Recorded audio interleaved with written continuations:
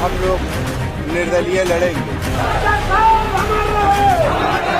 बाप कसम क्या तनी भीड़ कब आपने देखी है? नहीं देखी तो आज देख लो आंखें फाड़ फाड़ करके। यहाँ जन सैलाब है भैया, ऐसा जन सैलाब की काफता है, ना गिनती कर पाओगे, ना बकायदा गिन पाओगे, ना तादाद है, ना भीड़ है, इसे बोलते जन सैलाब। बाराबंकी जनपद की दरियाबाद विधानसभा क्षेत्र में हमारे बीच बकायदा पूर्व मंत्री और बकायदा 6 बार के विधायक रहे राजा राजीव कुमार नहीं रहे। आज बकायदा शोक संवेदना व्यक्त करने के लिए इनके दरवाजे पर और बकायदा देख लो किस प्रकार का जमावड़ा लगा था, किस प्रकार से जन सैलाब उमड़ा था। साथ ही आपको बता दें कि प्रतापगढ़ के राजा रघुराज प्रताप सिंह पहुंचे थे बकायदा शोक संवेदना व्यक्त करने के लिए, श्रद्धांजलि अर्पित करने के लिए। साथ बकायदा भाजपा के सांसद ब्रजभूषण शरण सिंह भी दिख रहे थे। फिलहाल बकायदा रघुराज प्रताप सिंह राजा भैया क्या बोले सुनिए जरा।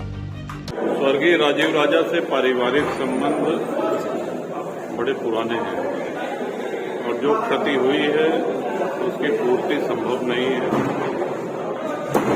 और सुख दुख में हमारी संघर्ष की बेला में वो सदैव साथ थे और उनके परिवार के साथ हमेशा हम थे, हैं और आगे रहेंगे। उम्मीदवार उतारेगी जनसत्ता पार्टी?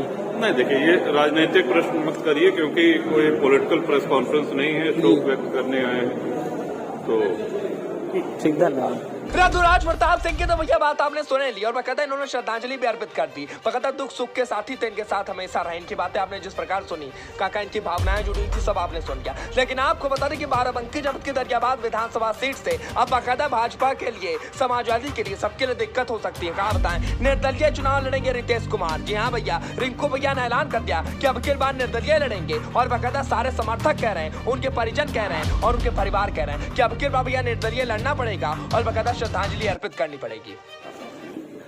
हम लोगों ने और हमारी माता ने ये निर्णय लिया है कि जिस वियोग में हमारे पिताजी ने अपने प्राण दिए हैं, जो उनके साथ छल हुआ है, उस छलावे को के लिए हम लोगों ने यही निर्णय किया है। उन्होंने कहा है सबसे कि हम लोग निर्दलीय लड़ेंगे, निर्दलीय लड़ेंगे और आज ये फैसला सभी लोगों के, अपने परिवार और मेरे पिताजी के सभी शुभचिंतक, चाहे हिंदू हो, चाहे मुसलमान हो, चाहे छोटा हो, चाहे बड़ा हो, सबके उनके रिश्ते थे। उनके रिश्ते कोई राजनीतिक रिश्ते नहीं थे, उनके व्यवहारिक रिश्ते थे और उस व्यवहारिक रिश्ते से ने ही आज 85 से लेके आज तक हमें संभाला।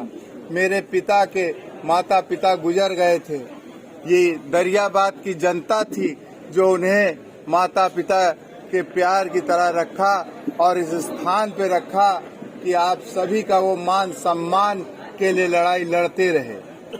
और जो सबसे बड़ी चीज थी कि हम ये चुनाव नहीं लड़ने जा रहे, हम नहीं जानते हैं कि क्या है चुनाव, लेकिन हाँ, हमारे पिता की ये अंतिम इच्छा जरूर थी कि ये उनके जिंदगी का ये आखिरी चुनाव था।